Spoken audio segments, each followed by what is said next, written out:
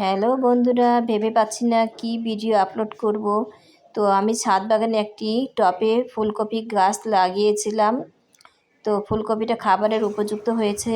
এখন ছিঁড়ে এনে ভাজি করেছে অর্ধেক, আর অর্ধেকটা দিয়ে আমি ফুলকপি বেসন দিয়ে পাকোড়া তৈরি করছি। তো বেসনটা আমি সব ময় মশলা দিয়ে গুলে নিয়েছি, তারপরে এখন ভেজে নিচ্ছি। তো মচমচে করে না ভাজলে পাকোড়াগুলো খেতেও ভালো লাগে না।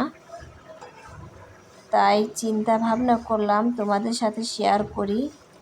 এই পাকোড়াটা খেতে খুবই দারুণ হয়েছে।